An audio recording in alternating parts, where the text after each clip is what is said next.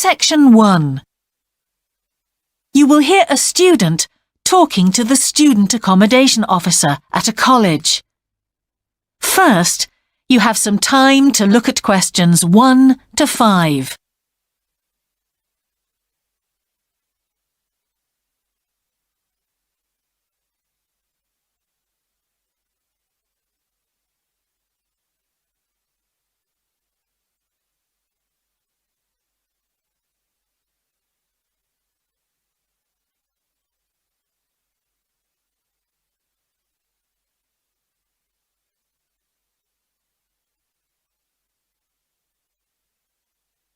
You will see that there is an example that has been done for you. On this occasion only, the conversation relating to this will be played first. Good morning. Can I help you? Yes, I've just been accepted on a course at the university and I'd like to try and arrange accommodation in a hall of residence. Yes, certainly. Please sit down. What I'll do is fill in a form with you to find out a little more about your preferences and so forth. Thank you. The student wishes to arrange accommodation in a hall of residence, so hall has been written in the space. Now we shall begin.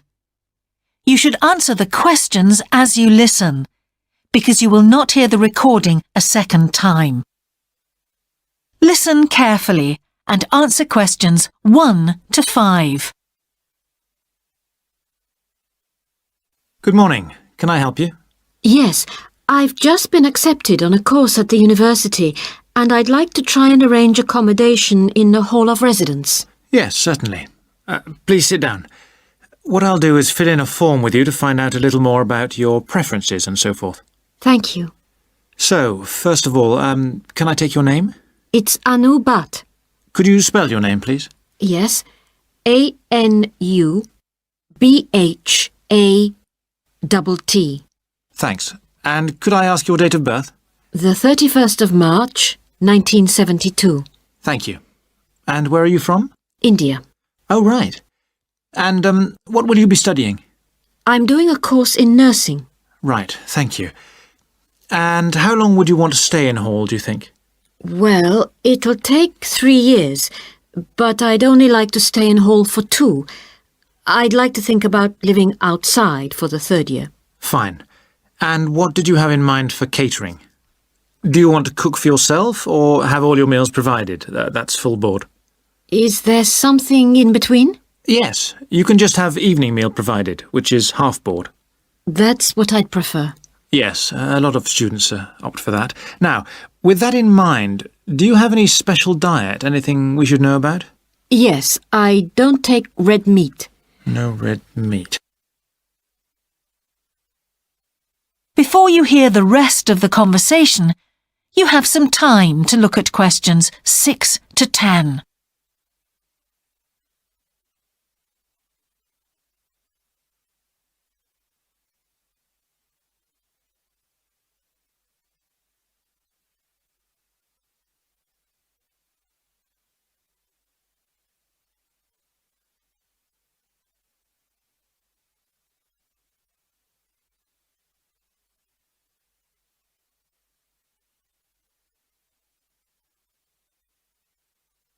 Now listen and answer questions 6 to 10. Now, thinking about the room itself, we have a number of options. You can have a single study bedroom or you can have a shared one. These are both what we call simple rooms. The other alternative is to opt for a single bedsit, which actually has more space and better facilities. There's about £20 a week difference between them. Well, actually my grant is quite generous and I think the bedsit sounds the best option. Lovely.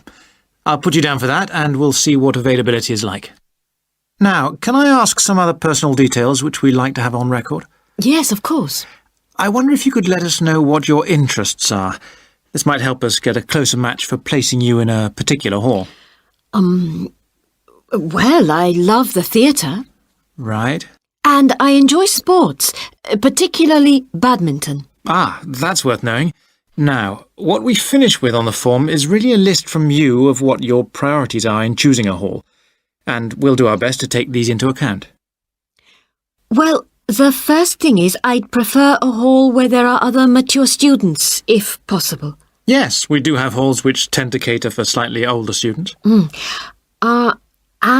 I'd prefer to be out of town. That's actually very good for you because we tend to have more vacancies in out-of-town halls. Lucky. Yes. Anything else? Well, I would like somewhere with a shared area, a TV room, for example, or something like that. It's a good way to socialise. It certainly is. That's it. Now, we just need a contact telephone number for you. Oh, sure, I'll just find it. It's 667549. Great. So we'll be in contact with you as soon as possible. That is the end of section 1. You now have half a minute to check your answers.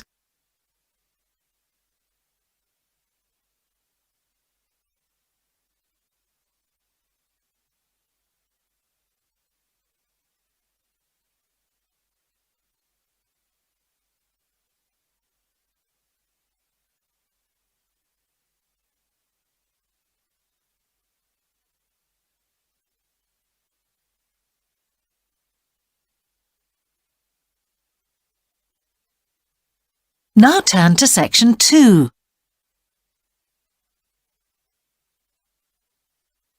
Section 2.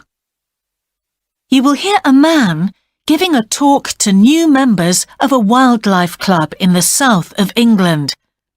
First, you have some time to look at questions 11 to 13.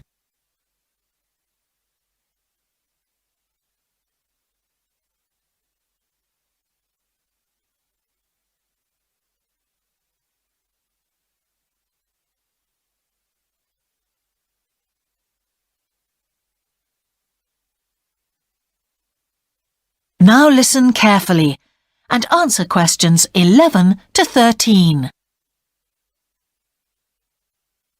Hello, I'm delighted to welcome you to our wildlife club and very pleased that you're interested in the countryside and the plants and creatures of this area.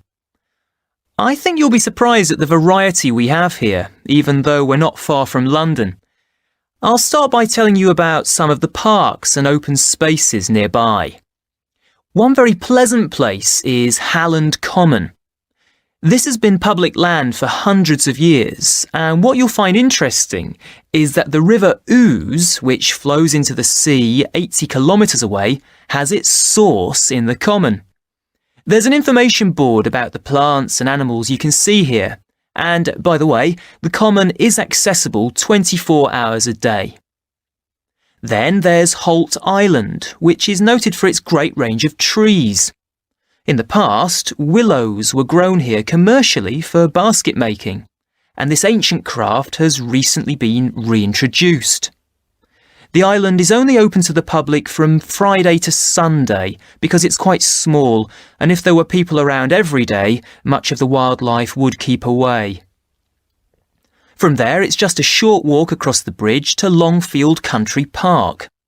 Longfield has a modern replica of a farm from over 2,000 years ago. Children's activities are often arranged there, like bread making and face painting. The park is only open during daylight hours, so bear that in mind if you decide to go there. Before you hear the rest of the talk, you have some time to look at questions 14 to 20.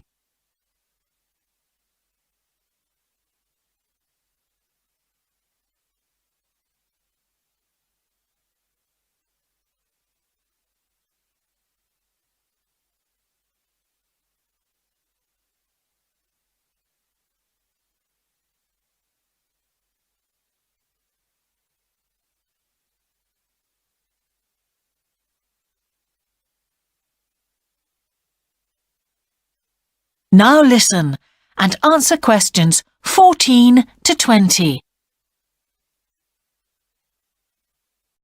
Longfield Park has a programme of activities throughout the year, And to give you a sample, this is what's happening in the next few days. On Monday, you can learn about herbs and how they've been used over the centuries. You'll start with a tour of our herb garden, practice the technique of using them as colour dyes for cloth, and listen to an illustrated talk about their use in cooking and medicine. Then on Wednesday, you can join local experts to discover the variety of insects and birds that appear in the evening. We keep to a small number of people in the group, so if you want to go, you'll need to phone the park ranger a few days ahead. There's a small charge which you should pay when you turn up. I'm sure you're all keen to help with the practical task of looking after the park, so on Saturday you can join a working party. You'll have a choice of all sorts of activities, from planting hedges to picking up litter, so you'll be able to change from one to another when you feel like it. The rangers will be hard at work all day, but do come and join in, even for just a short while. One thing, though, is to make sure you're wearing something that you don't mind getting dirty or torn. And finally, I'd like to tell you about our new wildlife area, Hinchingbrook Park, which will be opened to the public next month.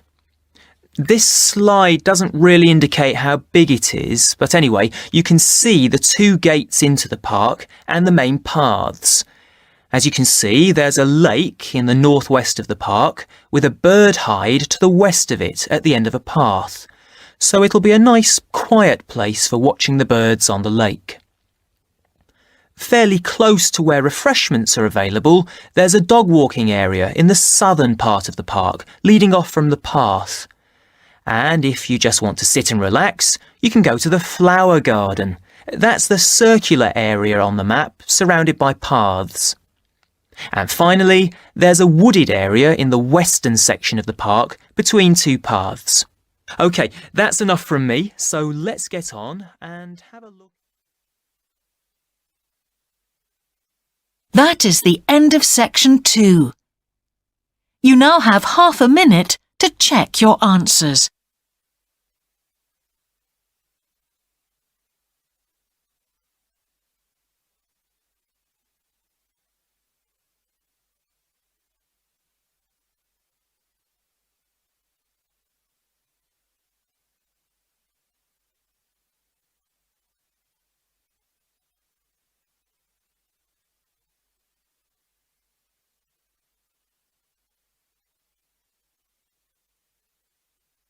Now turn to section 3.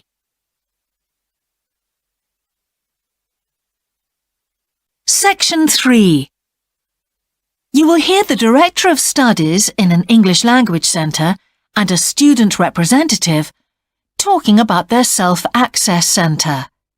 First, you have some time to look at questions 21 to 24.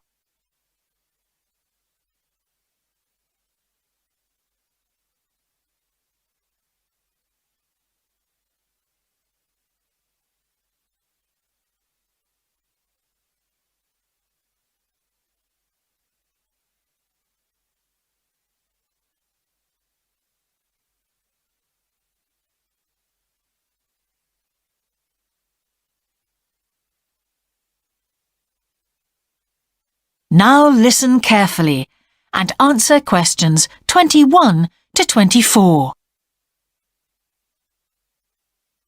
Hi, Ewan. As you know, I've asked you here today to discuss the future of our Self-Access Centre. We have to decide what we want to do about this very important resource for our English language students. So, can you tell me what the students think about this? Well, from the students' point of view, we would like to keep it. The majority of students say that they enjoy using it because it provides a variation on the classroom routine, and they see it as a pretty major component of their course. But we would like to see some improvements to the equipment, particularly the computers. There aren't enough for one each at the moment, and we always have to share. Well, yes, the teachers agree that it is a very valuable resource. But one thing we have noticed is that a lot of the students are using it to check their personal emails. We don't want to stop you students using it, but we think the computers should be used as a learning resource, not for emails. Some of us also think that we could benefit a lot more by relocating the Self-Access Centre to the main university library building. How do you think the students would feel about that, Yun? Well, the library is big enough to incorporate the Self-Access Centre, but it wouldn't be like a class activity anymore. Our main worry would be not being able to go to a teacher for advice. I'm sure there would be plenty of things to do, but we really need teachers to help us choose the best activities. Well, there would still be a teacher present and he or she would guide the activities of the students. We wouldn't just leave them to get on with it. Yes, but I think the students would be much happier keeping the existing setup. They really like going to the Self-Access Centre with their teacher and staying together as a group to do activities. If we could just improve the resources and facilities, I think it would be fine. Is the cost going to be a problem? It's not so much the expense that I'm worried about, and we've certainly got room to do it, but it's the problem of timetabling a teacher to be in there outside class hours. If we're going to spend a lot of money on equipment and resources, we really need to make sure that everything is looked after properly. Anyway, let's make some notes to see just what needs doing to improve the centre. Before you hear the rest of the conversation, you have some time to look at questions 25 to 30.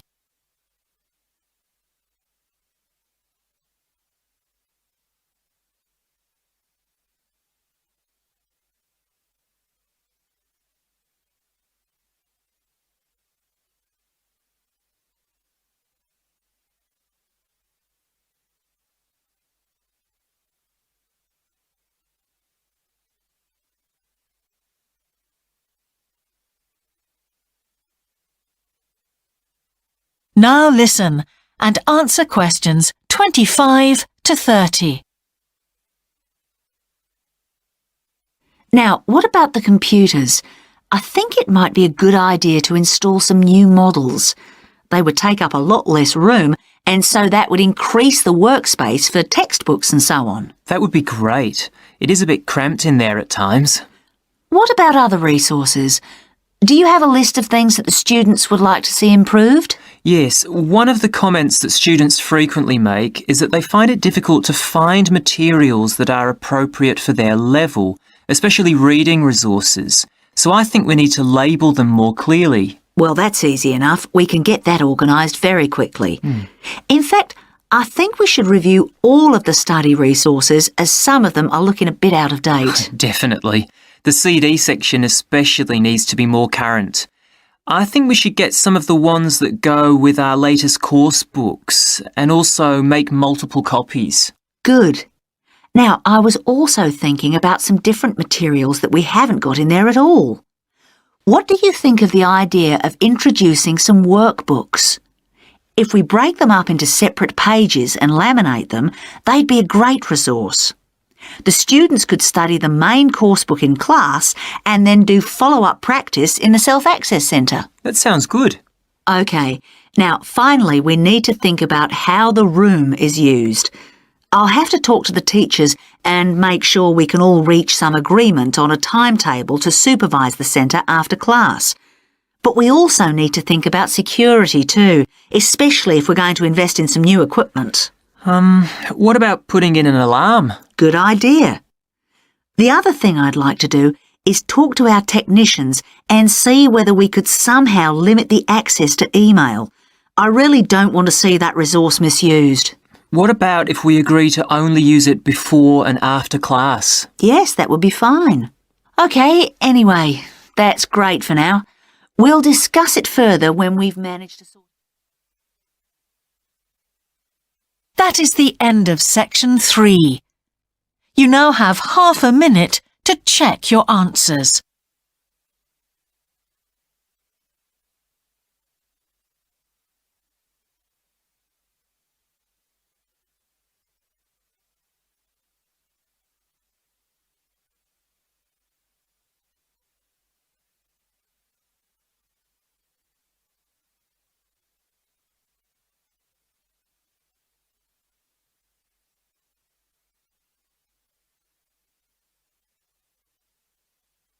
Now turn to Section 4.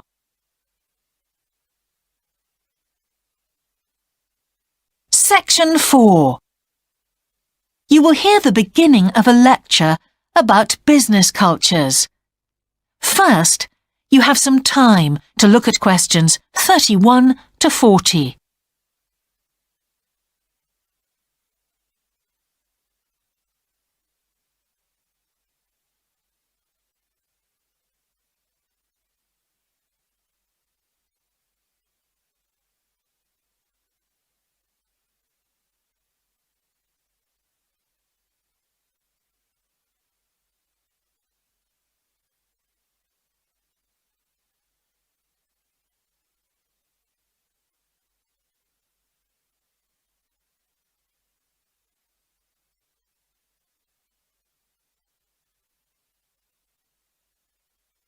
Now listen carefully and answer questions 31 to 40. Good morning, everyone. Now, whether you're going to university to study business or some other subject, many of you will eventually end up working for a company of some kind. Now, when you first start working somewhere, you will realize that the organization you've joined has certain characteristics. And we often refer to these social characteristics as the culture of the organization. This includes its unwritten ideas, beliefs, values, and things like that. One well-known writer has classified company cultures by identifying 4 major types. The first type is called the power culture, and it's usually found in small organizations. It's the type of culture that needs a central source of power to be effective. And because control is in the hands of just 1 or 2 people, there aren't many rules or procedures. Another characteristic is that communication usually takes the form of conversations rather than, say, formal meetings or written memos. Now, one of the benefits of this culture is that the organization has the ability to act quickly. So it responds well to threat or danger on the one hand, and opportunity on the other. But on the negative side, this type of organization doesn't always act effectively, because it depends too much on 1 or 2 people at the top. And when these people make poor decisions, there's no one else who can influence them. And the kind of person who does well in this type of business culture is one who is happy to take risks, and for whom job security is a low priority. The next type is known as role culture. That's R-O-L-E, not R-O-double-L, by the way. And this type is usually found in large companies, which have lots of different levels in them. These organizations usually have separate departments that specialize in things like finance or sales or maintenance or whatever. Each one is coordinated at the top by a small group of senior managers, and typically everyone's job is controlled by sets of rules and procedures. For example, there are specific job descriptions, rules for discipline, and so on. What are the benefits of this kind of culture? Well, firstly, because it's found in large organizations, its fixed costs, or overheads as they're known, are low in relation to its output or what it produces. In other words, it can achieve economies of scale. And secondly, it is particularly successful in business markets where technical expertise is important. On the other hand, this culture is often very slow to recognize the need for change, and even slower to react. What kind of person does this type of culture suit? Well, it suits employees who value security and who don't particularly want to have responsibility.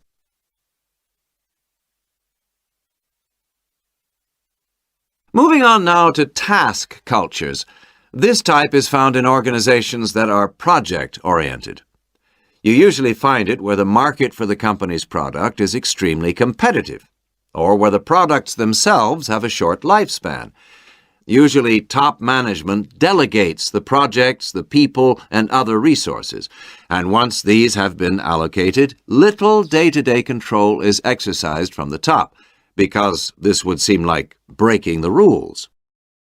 Now, one of the major benefits of this culture is that it's flexible. But it does have some major disadvantages, too. For instance, it can't produce economies of scale or great depth of expertise. People who like working in groups or teams prefer this type of culture. And finally, the fourth category is called the person culture. This type is quite unusual.